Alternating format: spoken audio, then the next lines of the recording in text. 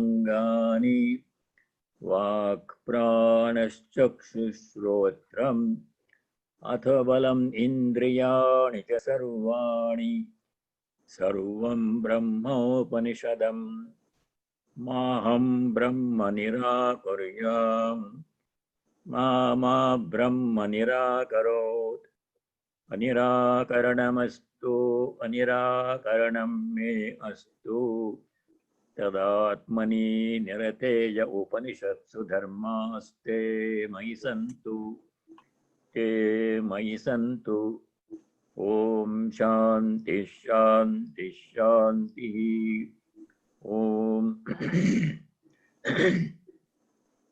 I pray to the Divine Lord that all aspects of my personality, including my body, mind, speech, sense organs, prana shakti, the vital force, may they all become strong and function in perfect harmony.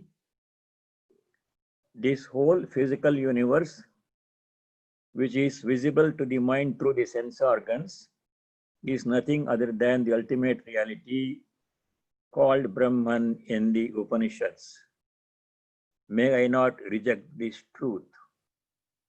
As I am engaged in knowing this truth, may all the virtues described in the Upanishads come to me and reside in me.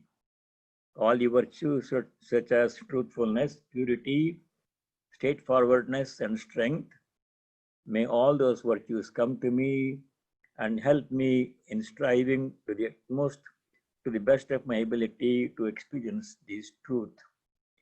Om peace. May there be peace and joy in our hearts, Adhyatmika Shanti. May there be peace and harmony amongst all beings, Adi Bhautika Shanti. May there be peace everywhere in nature, Adi Daivika Shanti. Good morning, and thank you very much. I'm deeply grateful for this great opportunity for me to share my humble thoughts. Today's topic is In Search of Happiness. Mostly it is based on the teachings of Bhagavan Sri Krishna in the Bhagavad Gita on the occasion of the Krishna Janmashtami. Happiness is something that everybody is seeking. Even animals also seek happiness and comfort and safety. Happiness is the motivation for almost everything that people do. Almost everyone seeks happiness, but it seems only few really find it. Sri Ramakrishna talked about three kinds of happiness. The first kind of happiness he called worldly happiness. We'll try to understand these three kinds of happiness. First one is worldly happiness, also called Vishayananda or Vishaya Sukha. Vishaya means sense object. The second kind of happiness is the joy of worship. Bhajanananda, the joy we get when we worship God in any of the many numerous ways. The third kind of happiness is the joy of the self. The joy of self-realization, knowing one's divine nature, experiencing one's divine nature. This is called Bhajanan, and this is called Brahmananda or Atmananda. Now let us consider these three kinds of happiness one by one. First, worldly happiness, most familiar to all of us. Almost everybody tries to find happiness in many different ways.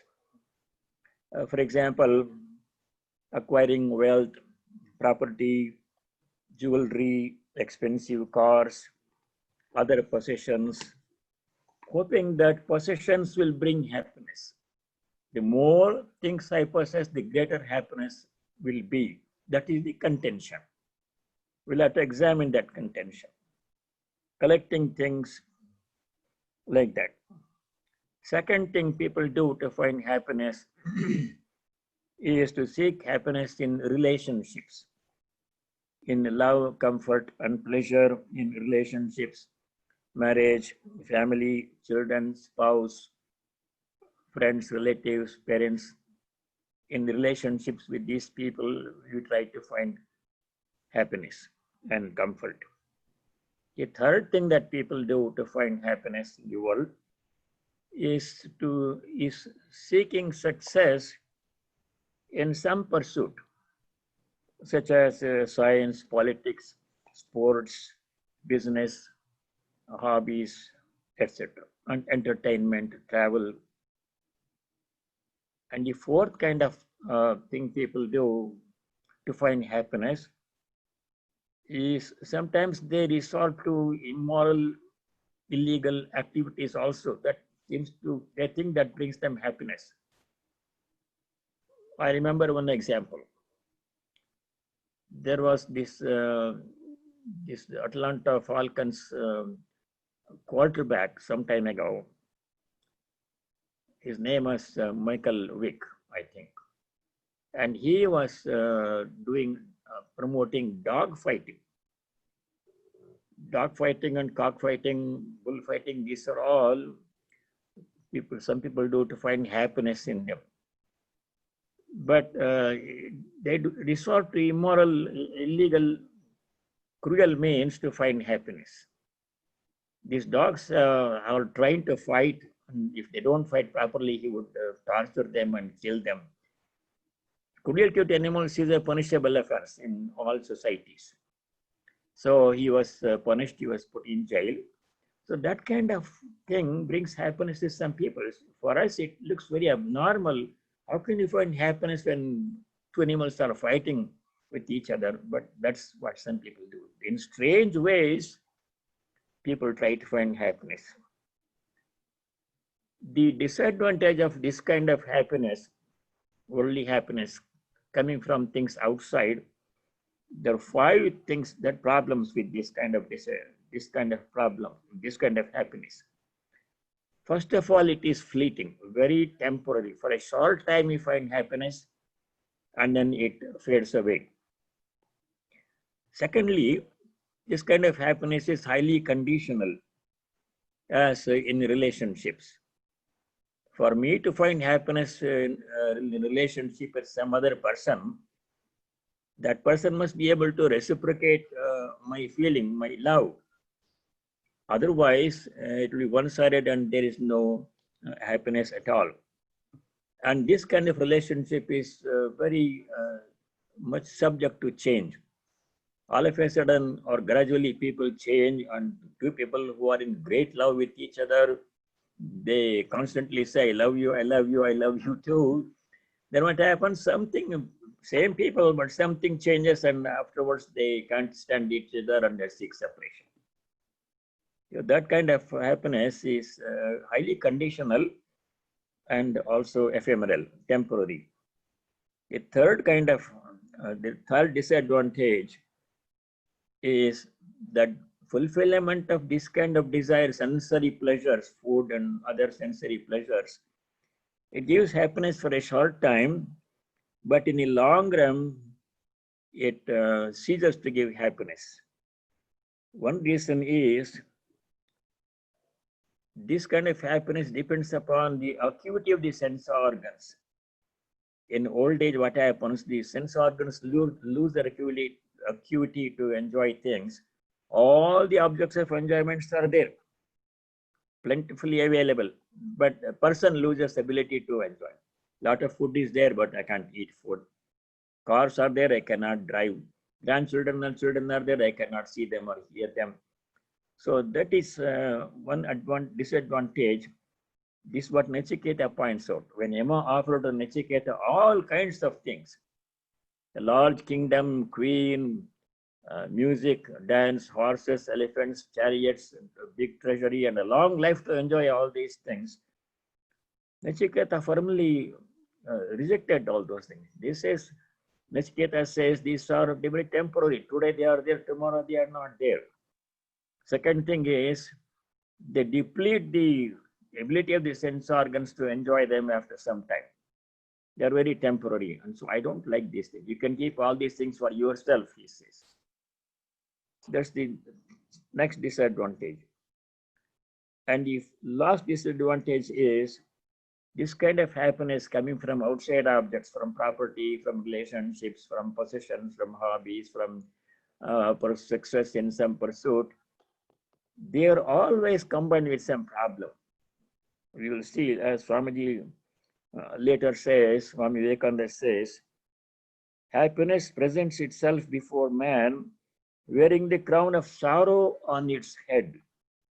He who welcomes happiness must also welcome sorrow. There's no pure joy in any of these things that this world can offer. All of these five kinds of disadvantages of worldly happiness can be nicely seen in the story of King Yayati. The story of King Yayati, you may have heard about this story that comes both in the Bhagavatam and in the Mahabharatam. He was a king, and being a king, he had access to all kinds of resources for all kinds of enjoyment. And he married a very nice lady. Her name was Devayani. And when he married, he promised to her. She wanted him to promise to her that he will not take a second wife. Those days, kings could take more than one wife. He promised. For some time, they were very happy. But after some time, he fell in love with another lady and married her. That upset the first wife, and the first wife's father-in-law became very upset with his son-in-law. The story is long. I'm going to cut it short. The father-in-law curses Yayati. Because you broke your promise, I will curse that your youth be gone, your youth must be lost, and you will become an old man. You won't be able to enjoy anything. So Yayati became instantly an old man. He was a young man, but he became an old man. Body became the body of an old man. He could not enjoy anything. All the things are there. Kingdom is there. All pleasures are available, but he can't enjoy. But the desires were very strong. So he announces in his kingdom, anybody, any young person who is willing to trade his youth with my old age, I will give half the kingdom, etc. Nobody came forward. He thought there was going to be a long line in front of the palace, people wanting half the kingdom. No one showed up. Everybody wanted to keep their own youth for themselves. Finally, he goes to, he had 4 sons. He goes to his first son. Son, can you please give me your youth and take my old age? I'll give you half the kingdom. His son refused. I'll get the kingdom anyhow in course of time. I want to keep my youth for myself. It's your problem. You take care of it, Dad, he said. Second son said the same thing. Third son said the same thing. The fourth son was different. The fourth son said, sir, father, you can take my youth. And I don't want any kingdom. I will take your old age. So Yayati arranged the ceremony. His father-in-law made a ceremony, and Yayati got back his son's youth. And his son got his old age, and he walked away. Another lifetime, Yayati continued to enjoy all kinds of pleasures that only a king can enjoy with all the royal resources. In course of time, he became old again, body becomes old again. But still, his desires for enjoyment were as strong at the end of the second youth lifespan as they were at the beginning of the first one. They had not abated even a little bit. Being a thoughtful person, he shares his insight with his wife. It's a very famous verse in the Bhagavatam. Yayati says to his wife, Najata kama kamanam upabhogena shamyate avisha krishnavartmeva bhuya eva bhivardhate. He says to his wife, it is futile to quench the desires by fulfilling them. The more you fulfill the desires, the stronger they will become and demand more. It is as futile to quench the desires by fulfilling them as it is to try to put off a fire by pouring ghee on it. It only becomes a bigger fire. So desires cannot be fulfilled, quenched by fulfilling them. They will come back desiring, demanding more. They become stronger desires. In the Bhagavad Gita, in several places, Bhagavan Sri Krishna has clearly describe the disadvantages, shortcomings of this kind of worldly desires, sensory pleasures coming from outside objects, relationships, property, possessions and accomplishments, power, position, etc.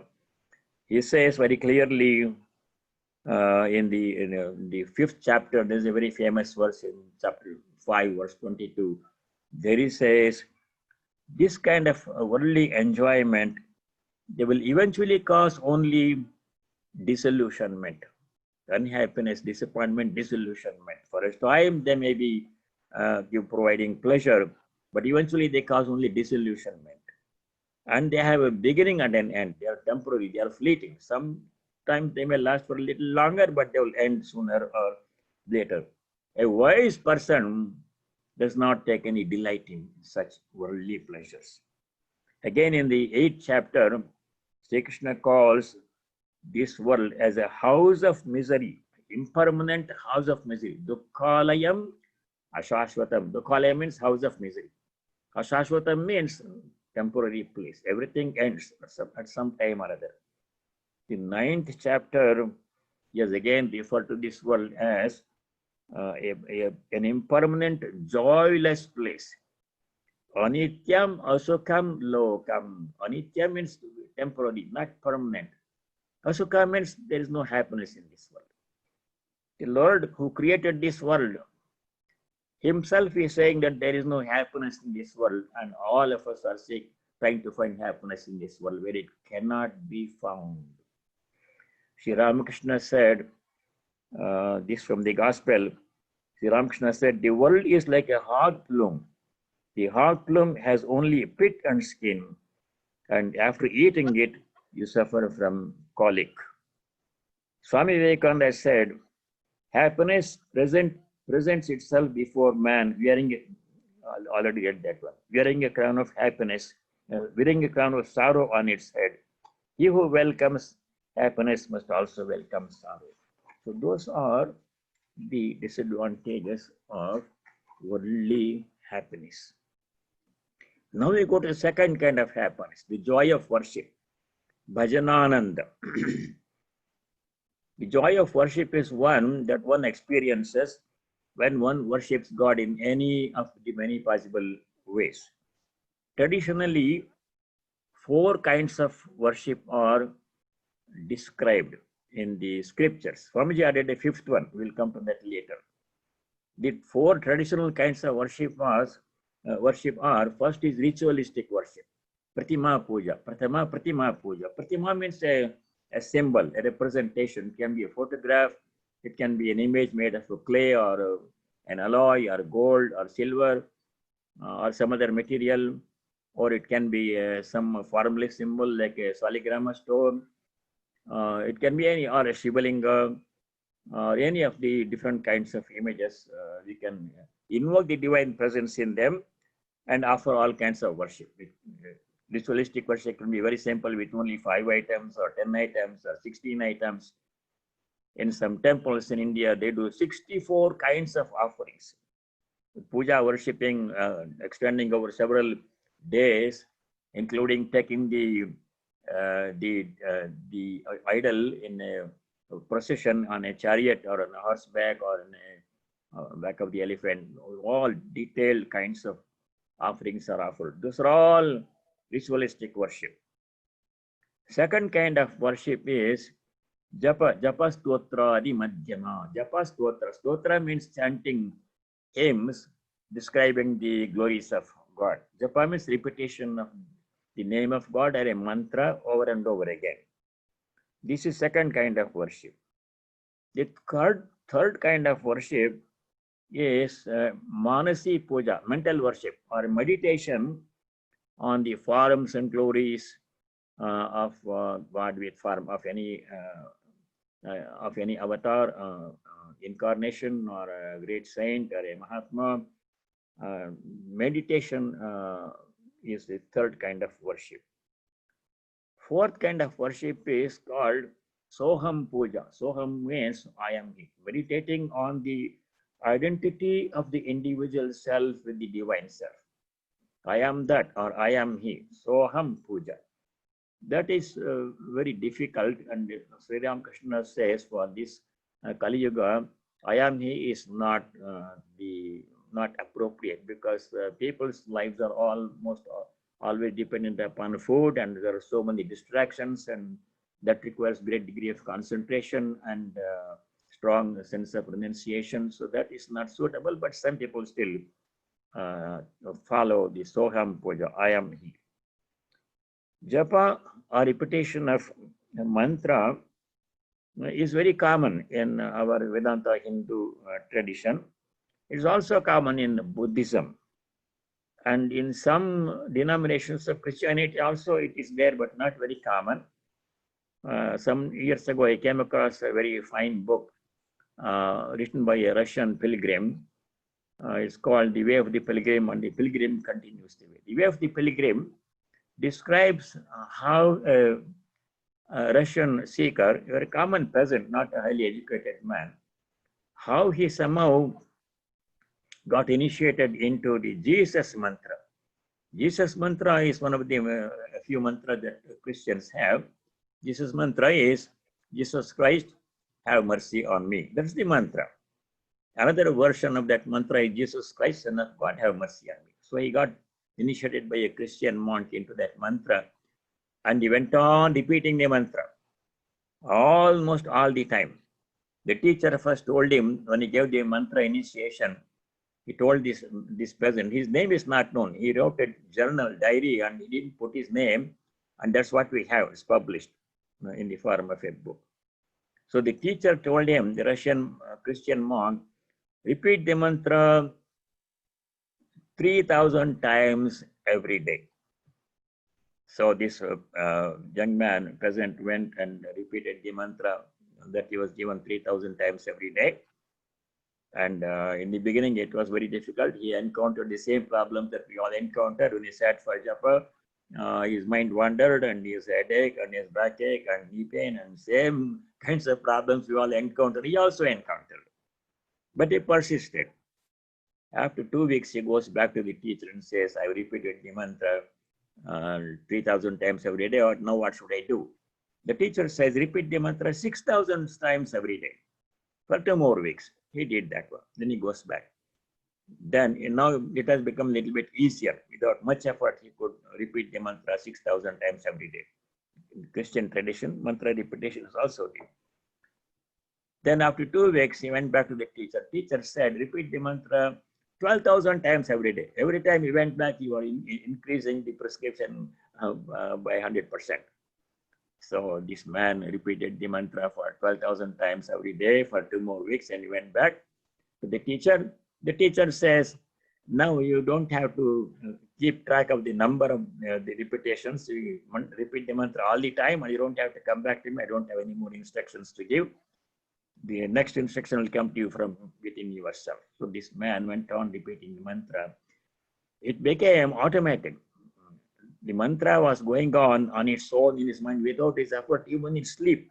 It's called ajapa japa.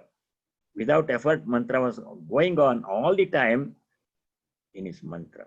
He writes all his fantastic experiences during his journey in his diary, and those experiences are described in his book, The Way of the Pilgrim. So in some Christian denominations, the mantra repetition is also very common.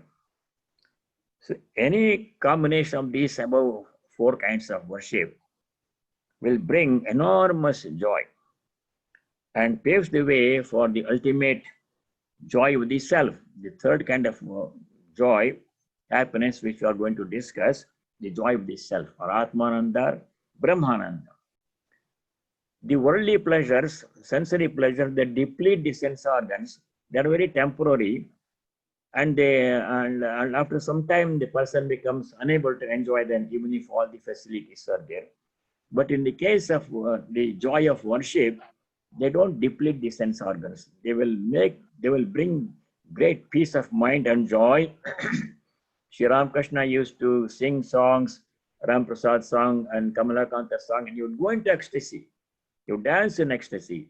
When Narendra or some other devotee sang devotional song, Sri Ramakrishna would go into ecstasy, bring him enormous joy. So there is no disadvantage in the joy of the worship, but it's also not permanent, because in old age it becomes difficult to even do japa because of physical problems. But the practice of devotional practice in any of these ways, or some combination thereof, will pave the way for the joy of the self, which is the highest one. Sri Ramakrishna said, the gospel, this is called Bhajanananda. Bhajana means worship, the bliss of devotees in the worship of God. Through worship, devotees receive grace of God, and then they receive his vision. Then they enjoy Brahmananda, the bliss of Brahman.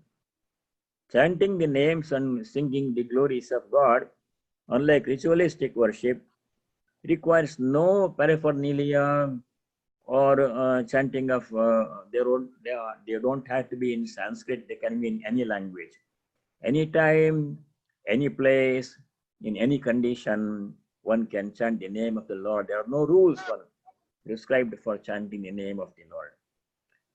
Narada, the great sage Narada and Chaitanya Mahaprabhu, they all have given instructions on how to chant the name of the Lord. They say there are no rules for chanting the name of the God. But for doing ritualistic worship, there are certain rules. There are strict rules. You have to take bath and to change your clothes, and you have to assemble all the numerous paraphernalia required for the worship, and to chant the mantras in Sanskrit. But there are no such requirements for chanting the name of the Lord. Anybody can do it at any place, at any time, even when they are traveling, in any condition.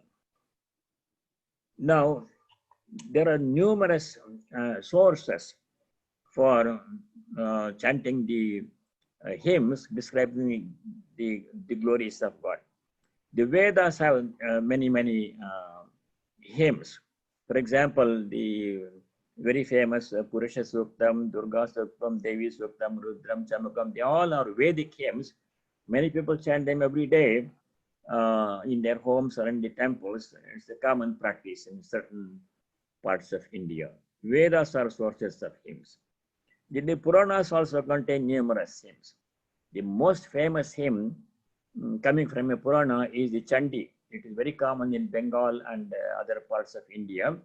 Chandi has two other names, Durga Saptashati, 700 verses of describing the glories of Divine Mother Durga, and also Devi Mahatmyam, the glory of the Divine Mother, also called commonly Chandi. That comes from the Markandeya Purana. And there are so many lists of names. This is probably unique to Hinduism. There are what are called Sahasranama. Sahasra means 1,000, Nama means name. Lists of Sahasranama, 1,000 names of all the deities are there.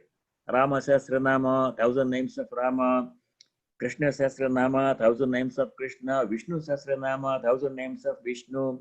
Lalita Sahasranama, Shiva Sahasranama, Durga Sahasranama, Hanuman Sahasranama, you name it. All deities have lists of 1,000 names. Numerous are the names of God, describing the numerous glories of God. They are commonly chanted. The most common Sahasranama chanted most often in homes and temples is Vishnu Sahasranama. That comes from the Mahabharata epic.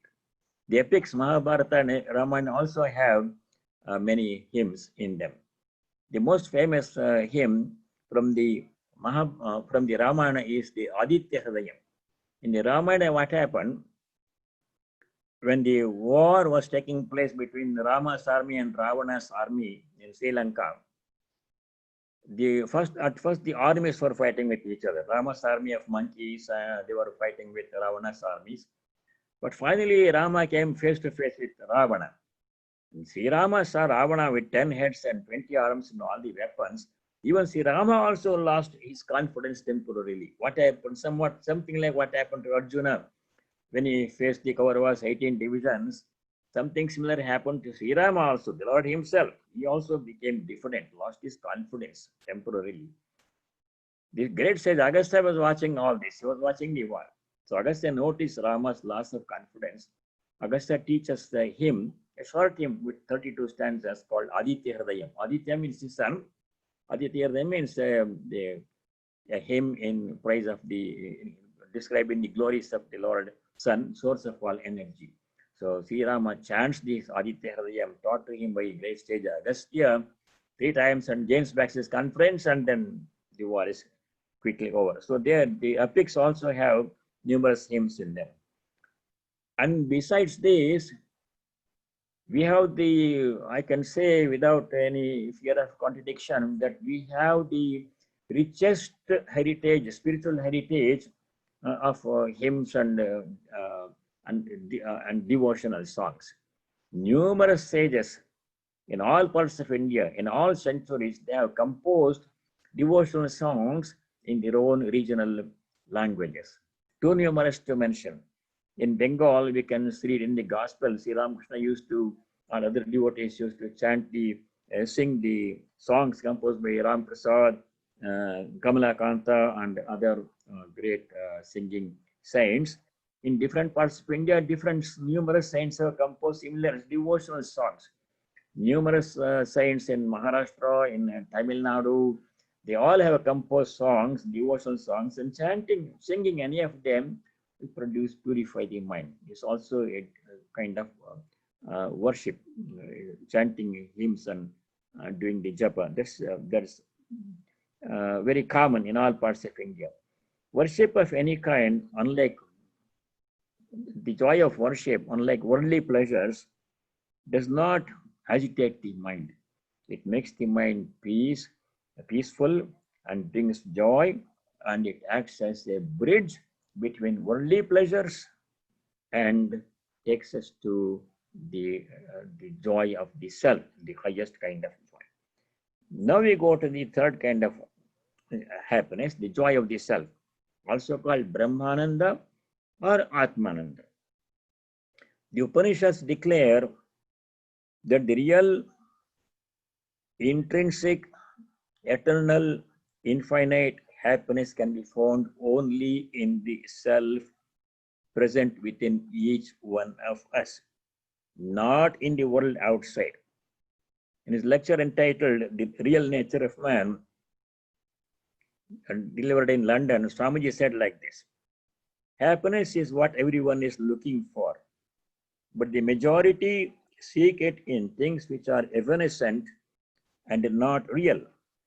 No happiness was ever found in the senses. There never was a person who found happiness in the senses or in the enjoyment of the senses.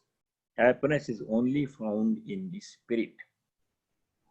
Worldly pleasures, as we saw, are fleeting, highly uncertain, highly conditional, but the joy of worship, while also temporary, purifies the mind and paves the way for the joy of the self. The infinite, inexpressible nature of the self, joy of the self, Brahmananda, cannot be expressed in words. Sri Ramakrishna used to go into Samadhi almost every day, several times a day sometimes, when he heard somebody sing a devotional song. And people would ask him, Thakur, what happens? What do you feel when you go into Samadhi? He couldn't explain. He would hold his hand like this near his throat, on his throat, and he would say, Divine Mother is preventing me from saying that. That means the joy is intensely personal experience. Even ordinary worldly experience also cannot be expressed in words. For example, if there is a person who has never had a child, how can you understand the joy of a mother who holds her baby to her bosom, the joy that she experiences? How can she explain in words to the person who does not have that experience? Sri Ramakrishna gives this example. In a family, there was a young lady, she was married, recently married, and sometimes the son-in-law used to come, and when the son-in-law came, everybody would be happy. The married young lady had a younger sister, 5-6-year-old girl. And the younger sister asked her older sister, when that person comes, brother-in-law comes, he becomes so happy, everybody is happy. What kind of happiness is this? How can the married lady explain that happiness that she gets when the husband visits?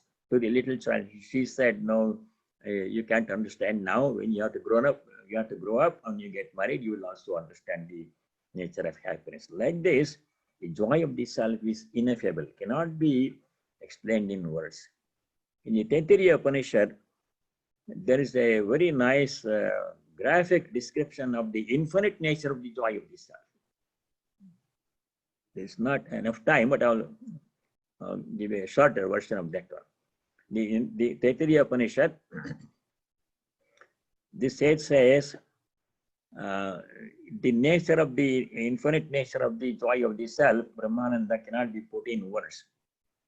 Why? He gives this explanation. Imagine there is a young man, strong, well-built, healthy young man, well-educated, and he has access to the wealth of the whole world. Hypothetical, there is no such person is possible in reality. But imagine such a person.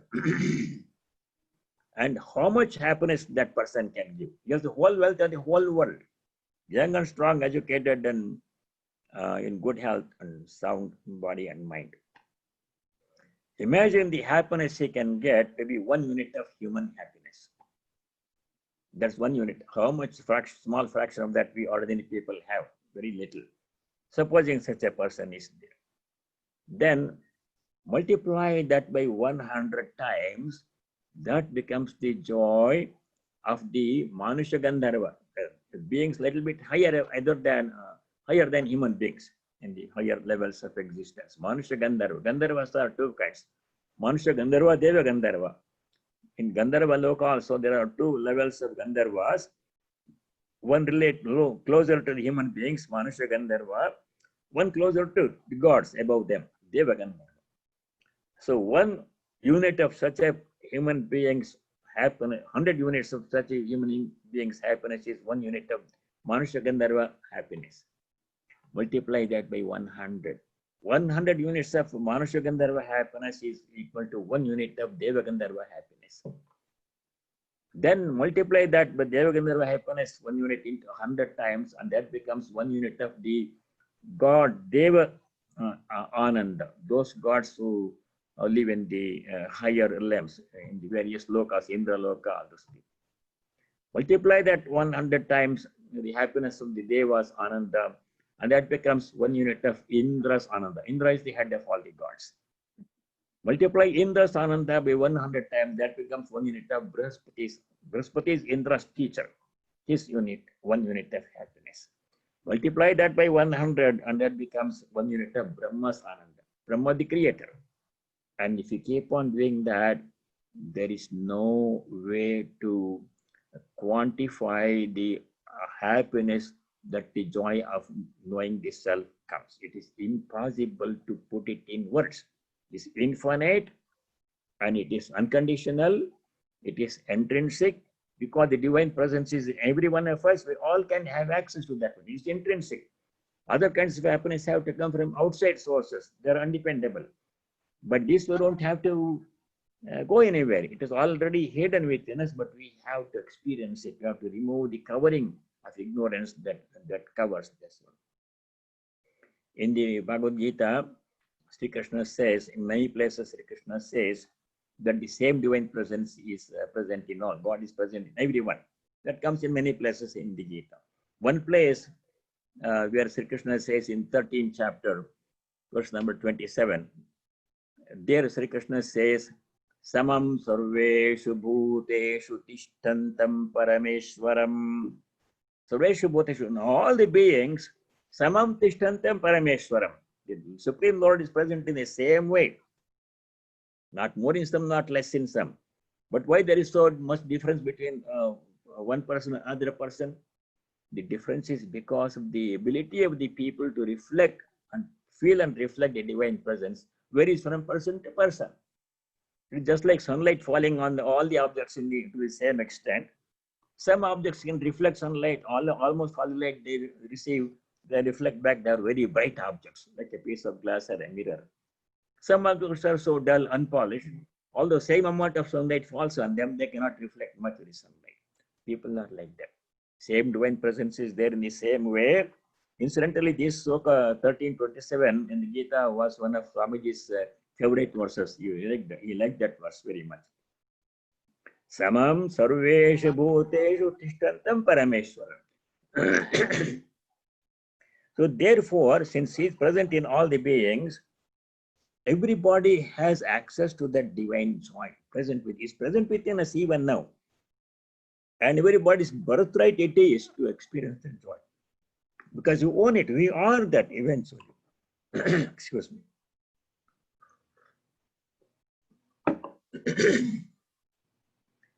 It is not something that is absent now. The divine joy, Brahmananda, is not something absent in us now. Something that is to be acquired by effort. That's not the case. If something is absent and has to be acquired by effort, then that thing is going to be finite. Because all effort is finite in duration and magnitude. Therefore, anything acquired by effort, which is not present now, is going to be finite in time and duration and also in magnitude. Atmananda is not like that. It is intrinsic, even now present, always present, can never be lost. That is the highest kind of joy.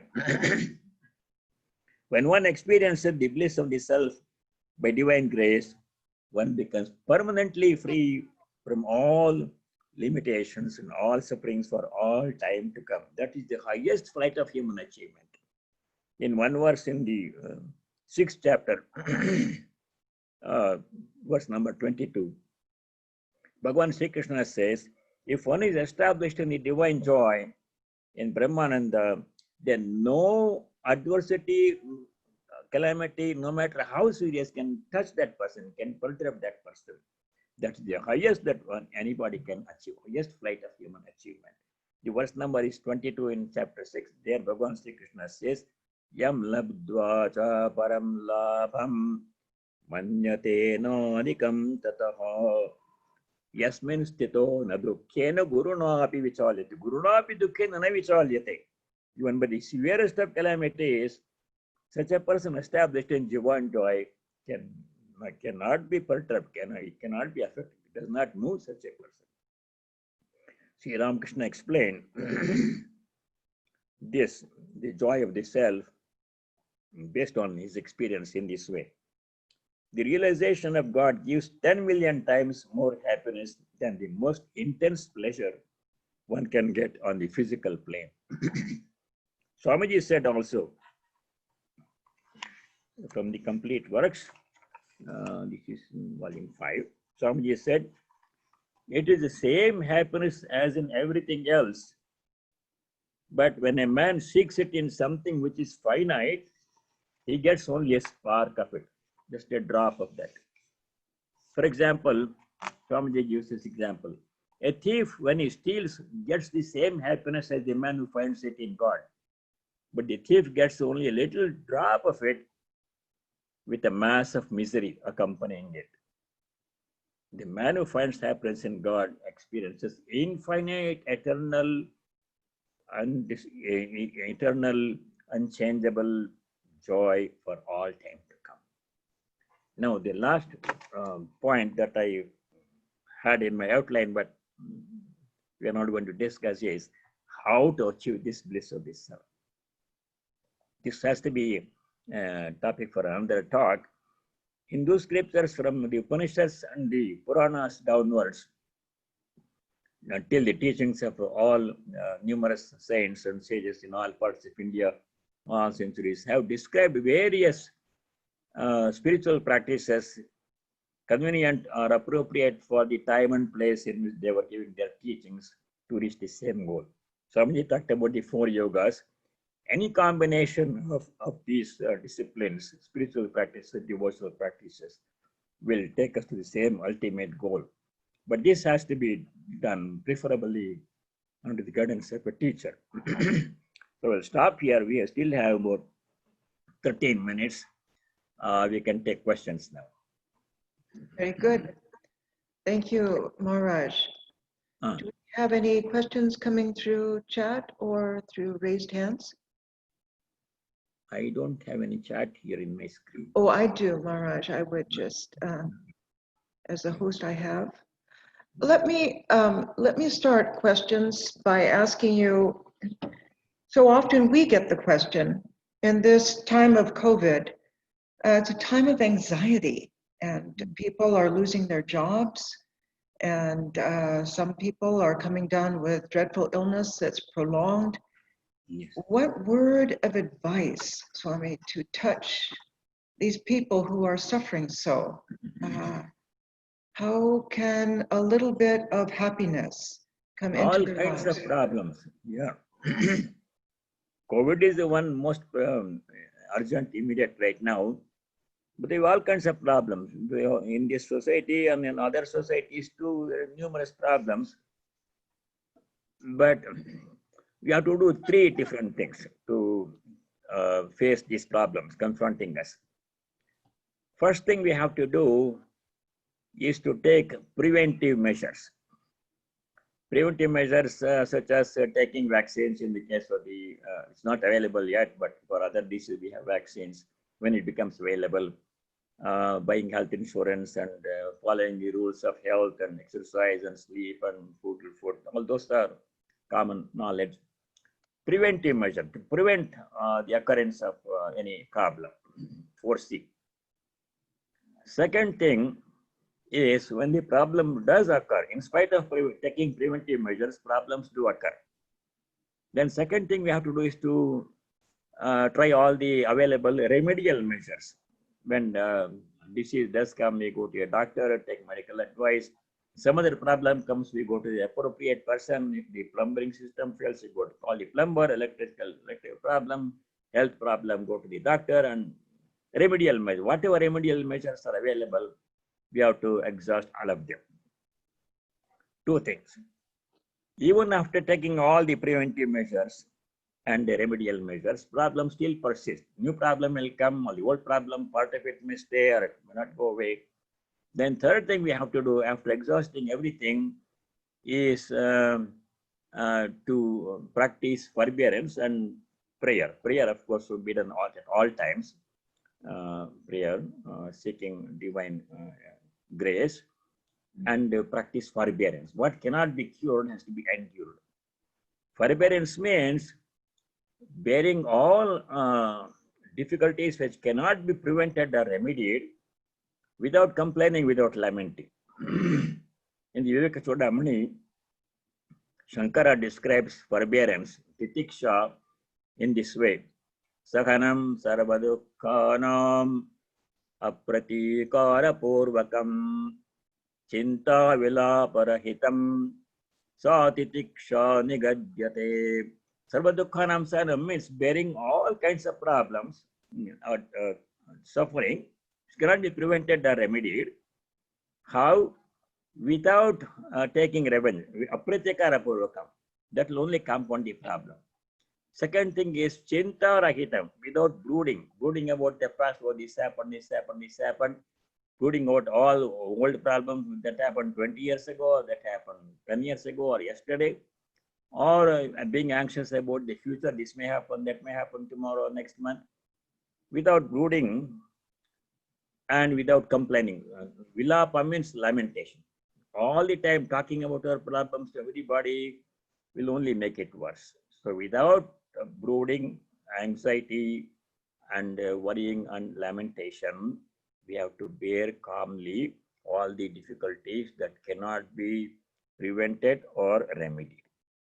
And prayer, of course, is all the time, seeking divine grace. It seems, Maharaj, that this formula for happiness also includes an element of resilience and strength. Resilience not to try to combat something that we cannot change. So to find resources to go around that. And strength, forbearance, an element of strength is needed to forbear. Can you speak to those two, this resilience and forbearance, and any other elements that come into this happiness quotient? Resilience and strength. Yes. Strength, I can say, Swami Vivekananda almost all in all the lectures somehow brought the topic of strength. Without strength, strength means not brute strength, physical strength. That can be destructive.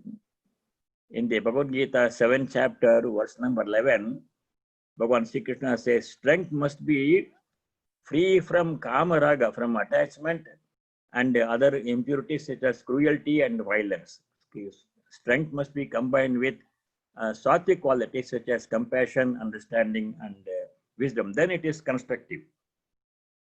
Brute strength cannot be, is temporary. It will not be there. With age, it will diminish rapidly. And brute strength can be also destructive. So that is, strength is very necessary. In the Upanishad also, there is mention of strength. Without strength, a person cannot make any progress, not only in the worldly life, but in spiritual life also strength is necessary. In the Katha Upanishads, it says, Nayam Atma Balahine Labhyava, famous statement. Yes, so Atman cannot be experienced by a weak person. Strength is necessary. Strength can be acquired. Physical strength, of course, we are familiar with the rules of physical strength. Mental strength and spiritual strength by prayer. Prayer brings strength, gives us strength. See, Hanuman got all his strength by taking the name of Rama. Rama himself had to have a bridge to cross to Sri Lanka, but Hanuman could fly over it. Simply take his source of strength was Rama's name. That's the only source of his strength. So God's source of infinite strength. Prayer brings us strength. Very beautiful. We have a question from Anushka. Lakshmi, can you unmute her, please? Sure, Mother. Yeah, go ahead, Anushka. Anushka, please ask your question. Namaskar Maharaj. My question is the death predetermined? If so, how can we win the fear of death? Okay. In the book For Seekers of God, it contains teachings of Swami Shivananda Mahapurush Maharaj. In answer to one question, similar question, Mahapurush Maharaj said, 3 things are predetermined. Nobody can change them. What is first thing? Birth. We can't change the birth. Supposing I'm not happy with my parents, I can't change my parents. I'm already born. We come to know only after we are born. Birth cannot be changed, predetermined. Death cannot be changed, predetermined. Mahapurush Maharaj said, 3rd thing that cannot be changed is marriage. Birth, death, and marriage cannot be changed. 3 things. Second part of your question, how to overcome fear of death? The way to overcome all fear permanently forever is to experience the divine presence. In the Brihadaranyaka Upanishad, I think it was Yajnavalkya who says, fear comes only because we perceive the second. Dvitiya dvaivayam bhavati. Only when you experience unitary consciousness in samadhi, no other second thing, only the self, then all fear will completely go away, permanently go away. Until then, the moment you perceive the second one, another person, another object, there is possibility of fear from that. Fear and other problems will come. So the complete, total, permanent solution to fear is God realization, self-realization. Otherwise, in the temporary, short-term measure, fear we can overcome by chanting the name of God. Gandhiji was very much afraid of darkness and ghosts. So he used to chant the name of Rama, that would give him strength. Chanting God's name, prayer, those things will help us to overcome fear. And about the fear of death, there is an incident, I don't remember the details. Swamiji was traveling somewhere in Europe. And then he had a meeting with one of the nobility, one of the Prince royal family members. Swamiji had a meeting. The royal family members in Europe asked Swamiji, all this Vedanta stuff that you are teaching, Swamiji, what is the good? If I follow the Vedanta that you are teaching, what benefit will I get? That was the question that man asked. This was Swamiji's reply was, if you follow Vedanta, when the moment of death comes, we'll be able to walk away with a trace of fear with a smile on your face. That's what Vedanta can do to you. So that was Swamiji's reply on how to overcome fear. Very lovely.